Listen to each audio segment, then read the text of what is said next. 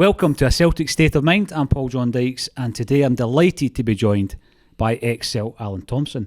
Alan, we're in the heart of Manchester, in the offices and the studio of the Stretford Paddock, so a big shout out to the Stretford Paddock guys. Thank you for inviting us in. It's going to be an absolute pleasure to have a wee chat to yourself about your new book, Tommo. Now, I always look at footballers and you look at some of them and think, there's not a book in them, but I've always felt there's a book in yourself.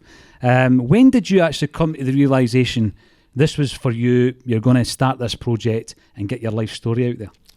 Well, it's funny really, because I've been asked over the years by numerous people to do a book, while ex-teammates of mine, Chris Sutton, John Hartson, Lenny, Stillian, Petrov, these lads have all been doing books, and I was exactly of the thinking of what you've just said. I don't think I've got a book in this type of thing. So the people I spoke to would say, listen, just let us be the judge of that. You just talk and you just answer questions, and we'll be the judge if you've got a book in you, we think you have, type of thing. So it was in between COVID hitting and lockdowns and stuff like that, someone got in touch, and I thought maybe there's, it took a little bit of persuading over the years to do it, but I just thought, now's the time I'm approaching 50, late 40s, so let's get it out there.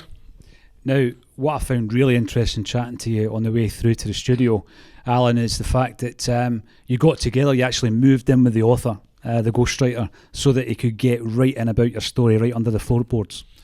It was, it's not easy. I think even if you go and visit family in different parts of the country or different parts of the world, and their family members, it's always difficult to move into someone else's house with, or if you go on holiday with other families, it's always difficult because you've got your habits and stuff like that, and some bad habits and some good. But no, even if I go and stay at my parents' house in Newcastle, when I go to Newcastle to visit, it's not awkward, but it's, you like your own space. So moving into a complete stranger's house with his wife and kids was difficult. I'm not gonna lie about it, but they made me really welcome.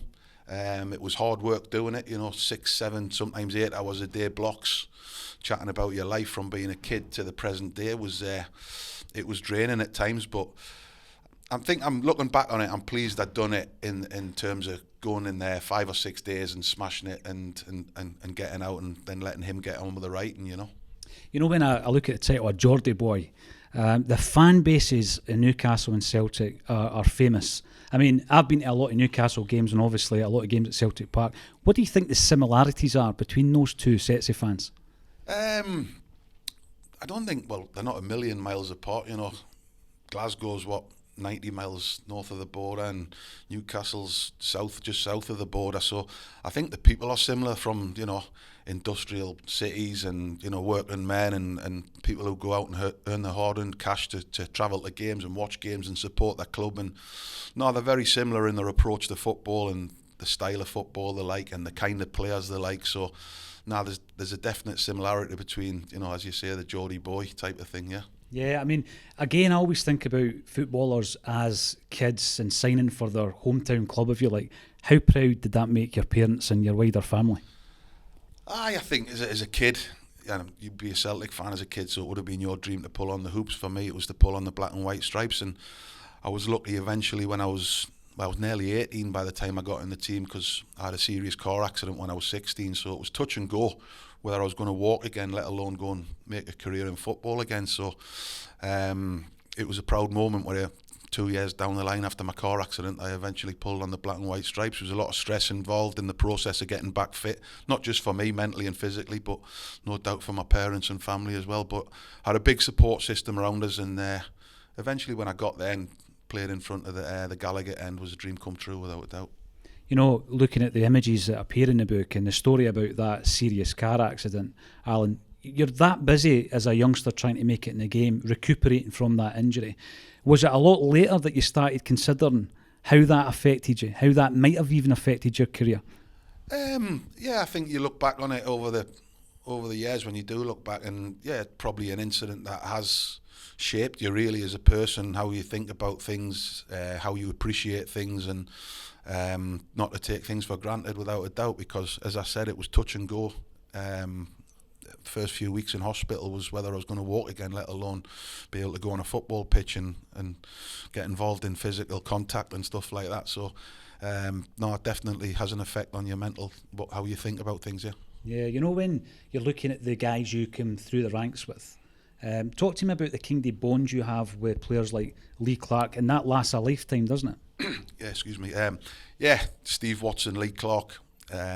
These lads are, they've been friends since 6-7 year old. So, and then now still, 30, 40 years on, we're still close friends and still have a close bond. And yeah, it was difficult for me, not going to lie, when I was in hospital and I had my big neck brace on when I was 16, then 17, and these lads are going on and getting in the first team at Newcastle under Ozzy Ordiles, then Kevin Keegan, and I'm sitting in a stand watching my best mates get in the team. It was frustrating, proud for me to watch them get in the team, but I just wanted to be out there alongside them, so I had to take a back seat and eventually then get alongside them. So yeah, brilliant. When I'm looking through your career, I'm always obviously looking for the Celtic connections, and back then Roy Aitken and Mark McGee were the senior pros. How were they with the young guys? Absolutely fantastic. There must have been early 30s at the time, Roy and Mark, but they were great around the dressing room. They were great at communicating with the players they were playing with, and the young lads like myself and the lads I've mentioned, Lee Clark, Steve Watson, Steve Howie, Robbie Elliott.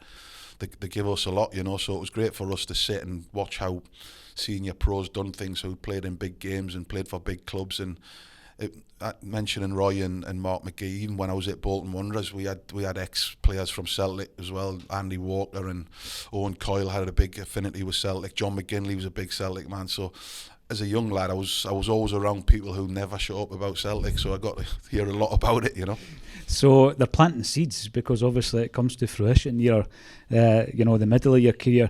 When you're at Newcastle, a World Cup winner gives you your debut. What did you take away from your time working with Ozzy Ordiles? Couldn't understand a word he was saying, but no, he was brilliant with us. It wasn't a brilliant time in Newcastle's history, so he went to the youth and he looked at the youth and he thought they were good enough and he put them in. But from a kid watching him play for Spurs with Ricky Vere and Glenn Hoddle and all that, to be a manager, he was fantastic. He just wanted us to enjoy our football. He wanted us to enjoy having the ball at our feet, passing it around. He wanted it to entertain the crowd as you want. And even just in training, he joined in and you could see what a player he must have been when he played. He'd be training with a fag in his mouth and he'd still be the best player on the pitch. So, no, it was brilliant for us as young lads to have a World Cup win and Diego Maradona's best pal as your manager. Yeah, I remember Spurs played a testimonial when Maradona was the guest player, and it was through Ordiles, his friendship with him. I was there. I was on trial at Spurs at the time. Right. It was Tony Galvin's testimonial, and I was 13, maybe 14, and I was down in London, and I was staying in digs with a young Jamie Redknapp at the time, and it was John Moncur Senior was the head of youth at Tottenham at the time, and there was a game in the night match, and it was Tottenham, Tony Galvin, as I said, and Maradona was playing as a guest. So just as a young lad, just watching him warm up and stuff like that, the things he was doing with the ball was like, you watch stuff on YouTube of him now, and he was doing that kind of stuff, and it was just like, wow, he was my hero, one of my heroes. So to get to watch him as a kid was brilliant. Superb. And you're talking about heroes, a lot of Newcastle fans hero worship Kevin Keegan. He comes in as the next manager, and he goes on this spell. And I was saying this earlier on, where he built a very entertaining team. A lot of neutrals kind of fell in love with Newcastle then. You were part of the beginning of the Keegan revolution, but you decided at your point it was time to move. At that stage, how difficult was it? Did you think, maybe I'll come back once I've proved myself, Alan? I think when I did leave, I think you do think, one day maybe I'll go and do well for another club or a couple of clubs and get a dream move back to Newcastle, but that wasn't to be. And as I said earlier, I'd been injured for nigh on 2 years after the car crash, and I just wanted to play football, so I didn't really want to be sat in the stand. I'd done that enough already in my early career, so it was gut-wrenching for me to leave Newcastle to go to Bolton Wanderers, but that dream move didn't come back, but there was one or two good moves along the way. Oh, definitely. I mean, when you look at that Bolton team, though, again, from a neutral perspective, they were a team that you took an interest in because they were obviously going places, 2 promotions, a cup final. You had guys like Stubbsy coming through, yourself, Jason McAteer, and some of the ex-Celts that you mentioned, including Stevie Fulton well. Yeah, Chopper Fulton. And they're all planting seeds about Celtic, which is a good thing. Do you think it did get to the point, no, Alan, that you reached the heights that you could possibly attain with Bolton and you had to take another step up? Yeah, I think I'd had 2 promotions to the Premier League, one as champions, one through the playoffs, which is a great way of getting promoted. It's probably the toughest way, most stressful way, but when you win the playoff final at Wembley, it's some buzz. So 2 promotions, 2 relegations, and the second relegation, you know, you've played in the Premier League twice with Bolton, and it was just, you want to stay at that level, and no disrespect to Bolton, it's a fantastic club. Had great years there with great players, great managers. Bruce Rioch took me there. Colin Todd was his number 2. Then Colin Todd went on to be the manager. And you just wanted to get, when you've played at that level, you want to try and stay at that level. And yeah, I appreciate what Bolton did for me, and I hope Bolton appreciate what I did for them. But it was time to move. And when you did, I found it interesting that one of several managers that was interested was indeed Martin O'Neill. Did you talk to Martin O'Neill at Leicester? Yeah, I spoke to Martin. He tried to persuade me to go to Leicester, but at the time I was, no disrespect to Leicester, they were doing well. They were, you know, always top half of the table. They were getting the cup finals and things like that. But I was talking to big clubs, and I wanted to play. You know, I've been at Newcastle and then Bolton, and I wanted to get to a level where I thought I deserved to be. You know. Well, you joined your first European Cup winners in Aston Villa. And again, when I look at that, I look at Dion Dublin, Stan Collymore, Benito Carboni, and it was a successful period in that the club gets to the FA Cup final, Alan, and that was a run you were involved in. Were you disappointed to miss out on the final against Chelsea? Oh yeah, hugely. We done some team shape for the game on the Thursday at Bodymore Heath Villa's training ground, and I was in a couple of the teams that got set up, so I thought, you know, I've got a right good chance of starting against Chelsea on Saturday, and then lo and behold, Saturday comes and I wasn't even on the bench. So huge disappointment. Villa lost the game 1-0 to Chelsea. Lo and behold, I'd probably 4 or 5 months down the line I'd be moving to Celtic, and it was bizarre because I was in the bar at Wembley while the cup final was on, and ended up talking to Chris Sutton. He was in the same boat I was at Villa. He was in the same boat at Chelsea. He got left out of their squad. He wasn't stripped either. So it was the first time I'd met Chris. I knew of him, had friends who played with him for England under 21s, Lee Clark, Steve Watson, who I'd heard all about them. They said he was a right toe rag. So when I eventually got to meet him, I thought he's all right, he's a decent lad. But little did we know, 3 or 4 months, I think it might have been, down the line after the cup final at Wembley, that we'd be teammates at Celtic. It's incredible when you think of the disappointment of that FA Cup final for the both of you. 3 years later, you're playing in a European final. It's astonishing, Alan. I think we'd both had slightly tough times. I don't think the transfer fee helped Chris when he went to Chelsea. £10.5 million quid's a big transfer fee back then, really big one. Plus he fell over the ball 3 times on his debut, which didn't help him with the Chelsea fans. They thought we've signed a dud here. But when I eventually got to play with Chris, he was anything but a dud. He was a fantastic player. And again, fair play to Martin O'Neill, because he's been given a knockback, but he comes back in a second time for Celtic. Yeah, I think Martin was good at that. He was good at seeing people who had potential, who hadn't quite fulfilled their potential, if you want. I certainly hadn't fulfilled my potential at Villa, I admit that.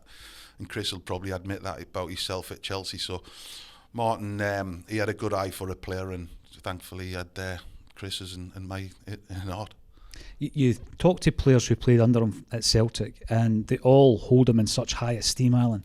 And a lot of those guys have gone on to management as well. I mean, what was your thoughts about Martin O'Neill's style, not only of a coach but as a man manager? I wouldn't put him down as a coach at all. He was more of a man manager who's properly cut out the cloth of Brian Clough, no doubt about that. He had his staff with him, whichever job Martin had, whether it was Wickham, Leicester, Celtic, Aston Villa, Republic of Ireland, Sunderland. He took those staff with him, and that just shows his loyalty. But he was very much a man manager, bit of a psychologist. He just knew when to say the right thing at the right time to the right person. He realised we were all different. One player needed a different approach to another player, and that's just what he was good at, man management. When you consider that the club had not won a treble since the late 60s. We hadn't progressed beyond Christmas in Europe since 1980. Martin O'Neill comes in and that team changes all that. Did he ever break down what the blueprint was? What was the master plan, Alan? I don't think there was a blueprint or a it might be in a green print, but I just think I remember watching the interview when he first got the job at Celtic, and he goes into the steps at the front of Celtic Park and he said, listen, I'll try my best to close the gap on, I think, was it 15 or 18 points the previous season Celtic had lost the league by. So I think his intentions was to close the gap first and foremost and then go on and win it. I think if you sat down with Martin now and asked him, I don't think he envisaged winning the treble in his first season. But it's no surprise because of the nucleus of a team that he inherited. You know, your Paul Lamberts, your Tom Boyd, your Jackie McNamara's, your Henrik Larsson's, and then the players he was bringing in. It was no real surprise in the dressing room that we went on to win the treble, but if you'd have said at the start of the season, you'd win the league, and then we'll kick on from there. But the fact that we won the treble at the start of the season just says a lot about Martin and his staff and the players. A lot's been said, Alan, about your relationship with the Old Firm Derby back then. I mean, very successful in terms of the goals and the success rate with the victories, but there were flashpoints. What is it about that game that got to you in that respect? I just think one of them wasn't a sending off, by the way.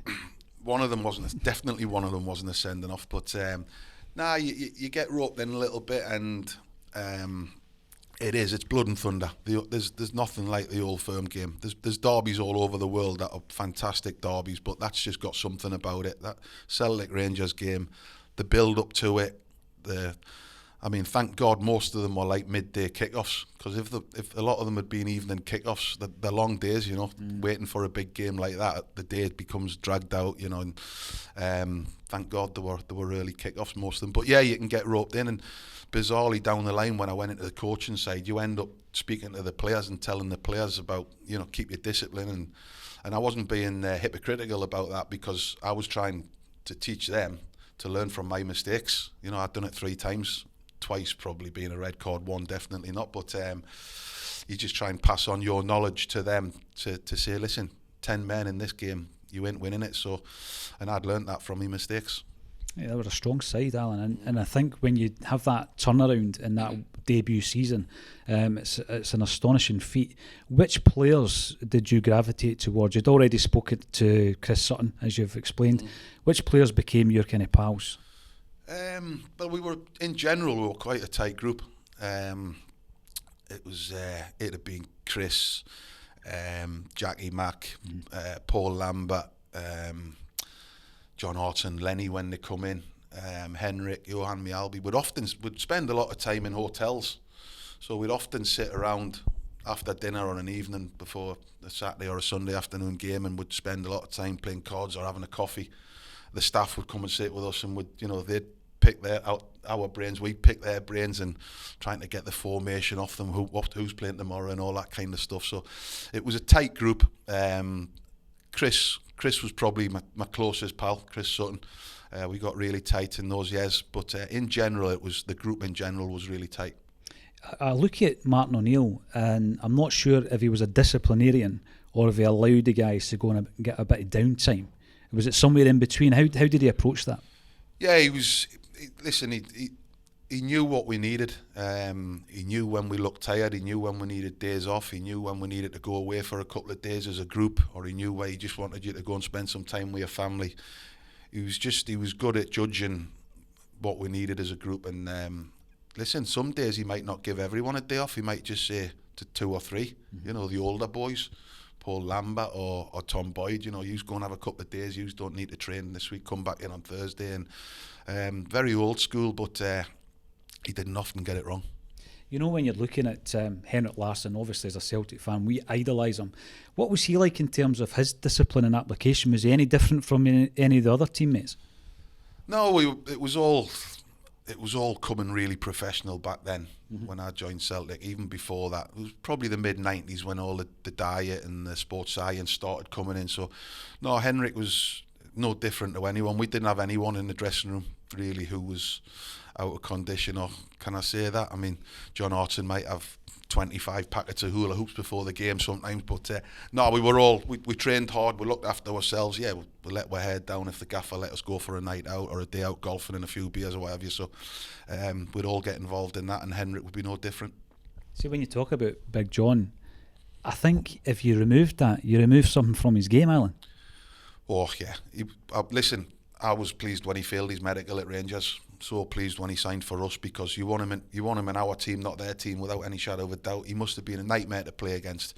Completely different to Henrik, completely different to Sutty, but technically, in the air, holding the ball up, finishing, John was as good as anyone. And like I said, was pleased when he failed his medical at Rangers and he come to Celtic. Yeah. Oh, definitely. The following season, after having a clean sweep domestically, we started setting down markers in Europe. I remember the 4-3 game, memorable game against Juventus, as being one of the best I've seen Chris Sutton performing. And at that stage, I think he was at a stage with England, for example, where he had more or less said, I'm not playing, and he wasn't going to be selected.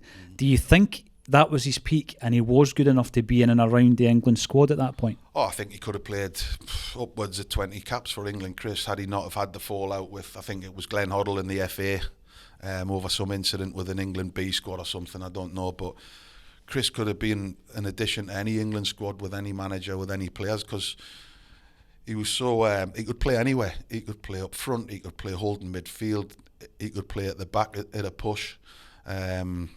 So he'd have been, if you're picking 22 players for a big, World Cup squad or a European Championship squad, someone who can play three positions and play three positions well, what an addition that would be. So I think, did he get one cap, Chris? I don't know, but no, for me, Chris could have played upwards of, 25, 30 caps. When you break into the England squad and you're the first Celtic player to represent England whilst at Celtic, how difficult is it to integrate with a squad where you've got the London-based players, you've got guys from Manchester and Liverpool, or did you find it quite easy?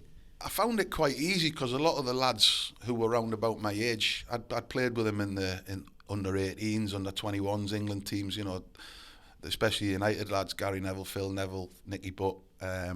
So I knew those lads. Gareth Southgate was there, even though I was playing for Celtic. Gareth had been my captain at Villa, so Gareth kind of took me under his wing and give us a few warning shots who to keep away from and see what I thought of the setup and what I thought of the manager and stuff like that. But listen, no, it's a proud moment as a kid, like I said earlier. You want to play for Newcastle. Play for Newcastle. If you've done that, what do you want? You want to play for your country. So after what I'd been through with the accident and stuff like that, and to eventually, I mean, I was 30, I think, when I got my England cap, so it was approaching nigh on the end, but it's still a proud moment. Absolutely. And again, in the record books for Celtic as well. Second season we win the league, but we lose the Scottish Cup, and it's the showpiece, it's the final game. How difficult is that going into a pre-season, Alan? Yeah, no one remembers the losers, do they? So it's always tough to take, but I think the best team normally wins the league. Very rarely does the second best or the third best team win the league, and we proved that season, even though we lost the cup final, we're still the best team in Scotland, and in my opinion that is. Now, we mentioned earlier the European aspirations. We had seen a sign that we might be able to compete. The following season was that season, almost 20 years ago. And you look at some of the guys that are in that team, and they've spent some time down south, and two of the teams we play in that magnificent run are Blackburn and Liverpool. Did that add a bit of spice to the guys who had spent some time down there? Yeah, of course it does, because you don't feel like you've got anything to prove, because you haven't, because we were playing against, you mentioned Juventus, Barcelona, AC Milan, Villarreal. We were playing good teams in Europe, Stuttgart, Celta Vigo, Porto, teams like this. So we fancied ourselves against anyone, but they were a good Blackburn team, Dwight York, Andy Cole up front, Gary Flitcroft, who noised us up after the first leg, along with a manager, Graham Souness. But no, we fancied ourselves against them, and like we did when we went to Anfield, we fancied ourselves there. And you like a goal against Liverpool. I mean, you scored in the final for Bolton against Liverpool. That free kick against Liverpool, you enjoyed it? Aye. I don't know. I don't know. I love playing in big games. I love the big games. I love the big atmosphere. I love the build-up. I loved everything about it. And I had a decent record. I scored a goal for Bolton in the Premier League at Anfield as well, which that got goal of the month on Match of the Day, which that one doesn't get spoke about very often, but it's normally the UEFA Cup goal or the goal at Wembley for Bolton. Aye. Obviously, the disappointment of Seville was followed up with the disappointment of losing the league on the last day. But it's a season we look back on. I mean, as I say, I'm sure there'll be celebrations of that season 20 years later next year. Do you think that at that point, though, it was time for Celtic to build on that on a European stage? I know we hadn't won the league that season, Alan, and do you think Martin O'Neill was backed sufficiently by the club? No, I think looking back on it, he could have been backed more. It just showed you what a good team we were, how far we got, and ran that Porto team close. They went on and won the Champions League the following season under Mourinho. So it just shows you how good they were. And I think with one or two additions to that team we had, we could have gone a step further, who knows, without a doubt. You go into the European games again the following season. You beat Barcelona. You scored the goal, an incredible goal. I mean, again, you said you like the big games, Tommo, but I mean, that is picking the biggest of the big. Aye, I mean, I remember the first 20 minutes against Barcelona and looking round at a few of the lads thinking, are you feeling like I'm feeling? Because I was breathing out my arse, like, and the lads are like, yeah, we couldn't get near them. And the fact that we stayed in the game and kept it at 0-0, then we had Rab sent off at half time, they got Motta sent off at half time, and then Saviola kicked out at me, start the second half. So it was 10v9, like it was like a game of basketball towards the end, and luckily I get one nodded down to us off Henrik and score the winning goal. Not many people get to say they scored the winning goal.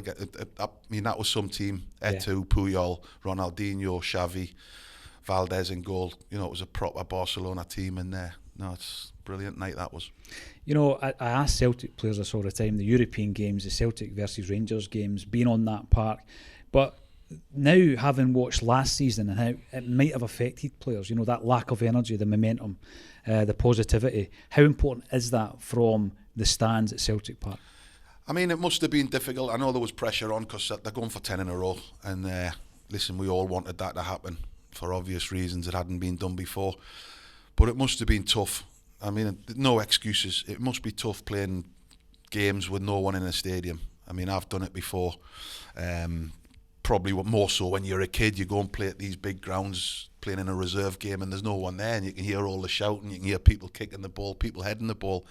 It must have been so tough. I would hate to have played an Old Firm game with no one in the crowd, or even having opposition fans in the crowd must be tough, just having a home support, because that's what big games are about, having both sets of fans going at each other and having the crack and having the banter, having the rivalry. But it must have had an adverse effect on the players because, like you say, a full Celtic Park, you're a man up. Well, you might not be a man up because the referee might be on there. It could be 12v12 then, couldn't it? But no, a full Celtic Park's definitely beneficial to the players without a doubt. Yeah, I mean, you score against Barcelona, we retain the league title, win the Scottish Cup, but it felt as though we were coming to the end of an era because Henrik Larsson leaves, of course, and he goes to Barcelona. When you're a teammate of someone as pivotal and as influential as that, what's your thoughts for the season? Because you can't replace him. No, like you say, we could have had a huge pot of money to replace Henrik, but he was irreplaceable, wasn't he? So, yeah, listen, it probably definitely did leave the dressing room flat when he goes. And then you try and replace him, but you're not going to replace him, as we said, and yeah, it was tough, but you've got to get on with it. You know, it's your job. You're getting paid. You're playing for a world-class, massive, huge football club. You've got to get on with it. The following season, again, disappointment at the end, losing the league on the last day. Black Sunday, as it's called. We brought in Craig Bellamy. I thought he was a cracking signing from Newcastle. What type of boy was he? Was he integrated into the side pretty easy? He was. I didn't know Bellas at all. Obviously knew of him, knew people who played with him at Newcastle who said he was a little fiery so-and-so in the dressing room. But he knew Chris Sutton from the early days at Norwich. Mm-hmm. So I think he knew he wasn't going to come into the Celtic dressing room and start causing havoc like he had at Newcastle with one or two people, players and staff at Newcastle. He got, you know, a few little barneys with. But I think he knew Chris before he come to Celtic, so he knew what Chris was about for a start. But it wasn't just Chris; there was strong people in that dressing room, a lot stronger than Bellas. So no, but he was a good signing. Even though I think when we signed him in January, we were 8 points clear. But no, he was a good signing and one that we could have possibly took on a longer term deal had it not been, I don't know, about the funds. Mm. You know, again, as a Celtic fan, you're always thinking about what happens behind the curtain. So in the big games in Seville, we've heard some of the stories about team talks. But I tend to think about some of the guys you're mentioning there. And if you were having any kind of wobbles, surely you just look to your left and there's Chris Sutton, look to your right, there's Larson, and you go round them that way. And I'm pretty sure that confidence would have started to seep through the entire team. Yeah, I mean, before the game or half time at the game, the manager was the only one that spoke. He didn't let his assistant John Robertson speak, didn't let Steve Walford speak. Martin spoke, and then when Martin finished speaking, he would go and get a cup of tea, and then John Robertson, Steve Walford would walk around the players individually and little pointers and have little chats and stuff like that. But the players policed the dressing room themselves. You know, you look around the dressing room, you know, I don't know, Lenny, Sutty, Big John was on my right, Stillian was on my left, Henrik was on the corner there, Paul Lambert was there, Jackie McNamara, all people who had voices and had opinions. So if anything needed said, or if anyone needed dug out, if anyone wasn't doing their job, you got told. But it was never really, it wasn't going to end up in fisticuffs unless Stillian took it one step too far one day with Bobo, but that's another story. But no, it was a team full of strong men, without a doubt. How important were Robertson and Walford to that dynamic? Brilliant, absolutely fantastic. The three of them, you knew who the boss was, you knew who the gaffer was, and then those two, they were the link. Whether it was at the training ground or whether it was upstairs at Celtic Park when we're having lunch, whether it was out on a lad's day out on the golf course having a few beers, they just linked the staff and the players to one. They were absolutely marvellous at their jobs. I look at your high points of your Celtic career. You've won the England cap, you're in the history books for that. Goal against Barcelona, Liverpool, your Rangers goals, the trophies, the run to Seville. You won us a Scottish Cup as well, Alan. I mean, what moment do you look back on most proudly? Good question, really. There's that many highs, and obviously there's been lows as well along the way. And it's amazing that the lows are the feelings that stays with you. The highs, the winning and the beating the Barcelonas, you wish you could bottle the high feeling, but it seems to be the low feelings that stay with you when you think about it or you talk about it now. You don't get a buzz when you talk about the Liverpool game or the run to Seville or the Barcelona game or the Old Firm games. But when you talk about losing the league at Kilmarnock or losing the league at Dunfermline, Motherwell, or losing slip there. I know, or losing in Seville, it's like they're the feelings that come back and still really annoy you. You just wish you could bottle the good feelings. So it's difficult to pick out one moment, but I think winning the treble in my first season was some achievement. You know, the disappointment of the Kilmarnock game and the Motherwell game, and you're in an away dressing room. Who is it you're then looking round to in that changing room to try and lift the team?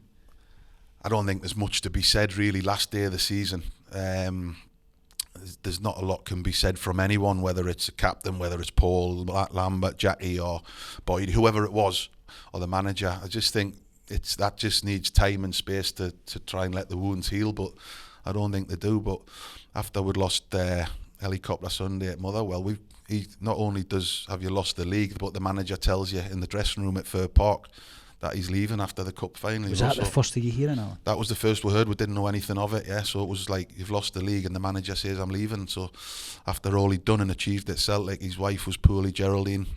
Thankfully she's fine now, and but we had to get up for a cup final the following Saturday against Dundee United, which was tough, not gonna lie. And again, you must be looking round. We've lost Henrik the previous season. Martin O'Neill's away. He's revolutionised the club. I mean, we're still seeing the effects to this day, Alan, of him turning that around, because up until that point, we had a good season, a bad season, but he started domination. And you're looking ahead to the following season. Are you thinking yourself that it's coming to an end at that point? Yeah, I think you do. I'd signed I think I signed a 5-year deal when I went, and then after 3 seasons, Martin O'Neill gives a new contract. So he showed a lot of loyalty and faith, and then he tells you he's leaving. It's kind of like, is my future going to lie here or not? I hung around for 18 months when Gordon Strachan was there, and it didn't quite work out. Yeah, I was approaching 34, and maybe you do think, maybe my time's up, so you move on.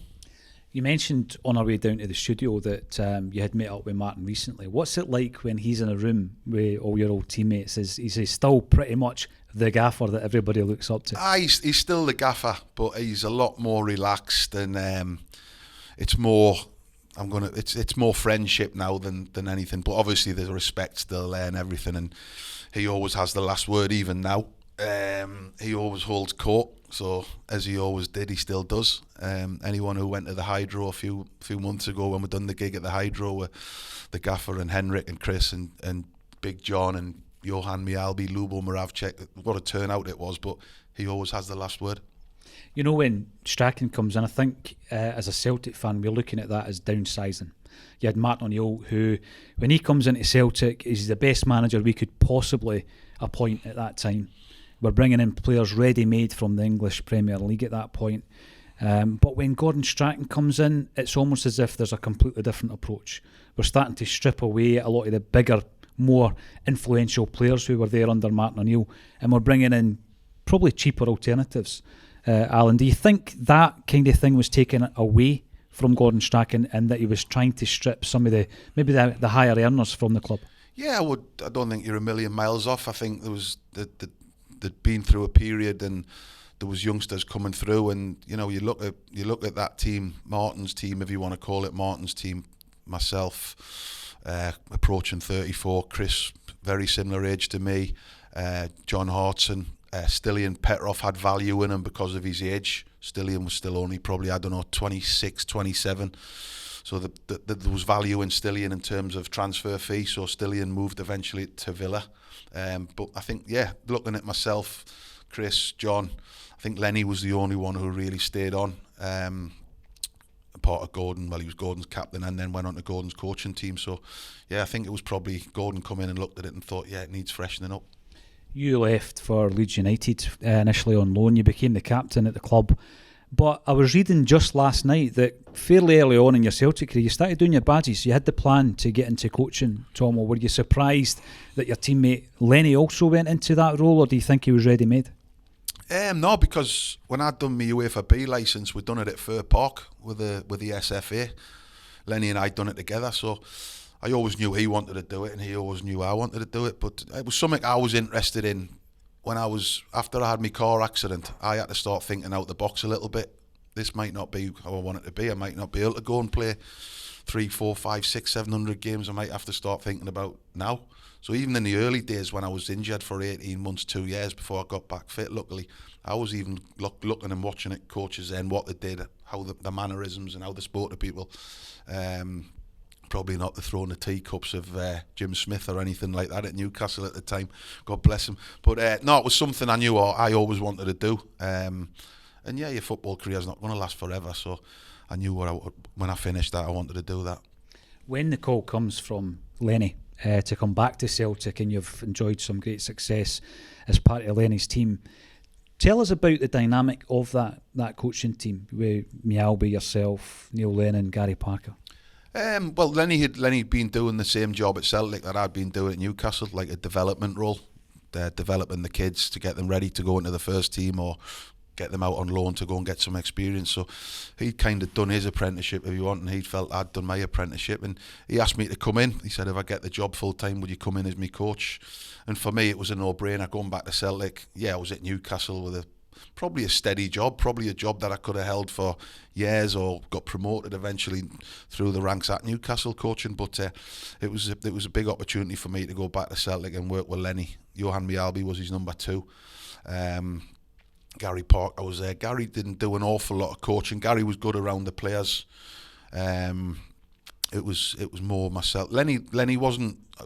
A lot of people probably think Lenny was a bit like Martin O'Neill in terms of he was more of a man manager and like a bit of old school. Well, Lenny he could coach as well. He'd go out on the grass and he'd coach the team. He'd do his setup and how he wanted us to play and stuff like that. So, no, it was good. We bounced off each other well. You start building a team, and obviously in season 2 we win the league. But when I'm looking at that period as well, there was a wee bit of a big bit of pressure on the likes of Neil Lennon off the park and on it, and you were in the midst of that. You've spoken about what happened when Alan McCoist and Neil Lennon come together in the shame game, and also he's attacked at Tynecastle. Now, I think that when you see it on the pages of a newspaper or on your computer screen, it takes away the reality of what's happening. I mean, how difficult was that for Lenny, and how were you able to support him at that stage? I think a lot of people had to support him because it can't be easy. Well, it's not. I've seen it day to day, and I speak about it in depth in my book. There's quite a lot in about what was going on around that period, and it's tough. And he needed a support system around him, whether that was the board higher up, myself, Johan, Gary Parker. Supporters, I think, rallied around him. A lot of people say it was, oh well, he brought it on himself. But listen, no one deserves bombs through the post and bullets and stuff like that. And that night we got rushed out of my local pub, the Drake, through plainclothes police because his life was in imminent danger. It's like, what? We're just out having a sociable pint, nothing mad, and you're getting put into unmarked police cars and put in safe houses. It's like, wow, it's football at the end of the day. So it was madness. You do speak in depth about various aspects of your time at Celtic and obviously your departure as well. So get the book and have a good read at that as well. Aye, it's all in the book, all in it's depth all in there. Nothing's hidden, it's all there. What I would ask you is, that's really the first time, Alan. You've already had the fright early doors in your career, which you said started making you think about a coaching career. But your career's ended at that stage. How difficult is that, at that age, to walk away from the game for, I think, 12 months? What, when I left Celtic as a coach? Yeah. It's tough. It was obviously made public. It was front page, back page, and it's not nice. And I found it difficult. And it's something you look back on now, and that's 10 years ago now. It's 2012, so there's lots happened between then and now. And I'm going back to Celtic Park next month, and it'll be the first time I've been back to watch a game since 2012. So it's 10 years, and I'm looking forward to going back. I couldn't have gone back 5 years ago. It was too raw and everything that had gone on, and I didn't feel like I'd be welcome. But I've seen a lot of people over the last few years, and now I'm looking forward to going back and seeing some old faces.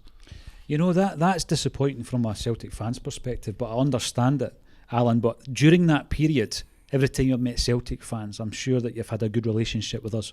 Oh, absolutely. It's phenomenal wherever you are. It can be in Scotland, down south in England, on holiday, anywhere abroad. Not that we've been on holiday much in the last 2 years with this COVID, but you bump into Celtic fans. It's just a huge club, and they've got nice words to say. They want to talk about the run to Seville, the teams we're beating, the Old Firm games, winning goals, red cards. Very rarely do you get a negative comment from a Celtic fan, so no, they've been brilliant with me. Now, Alan, you've been out promoting your book. It's a great addition to the Celtic canon of literature, and hopefully we'll see you out promoting it on the live stage as well. We'll have the links to the book underneath the video, so check them out. Alan Thompson has joined me here at the offices in the studio of the Stretford Paddock, so thank you to the guys for letting us use your magnificent facility, and thank you to Alan Thompson for joining me on A Celtic State of Mind. Thanks, Paul. Appreciate it. Thank you.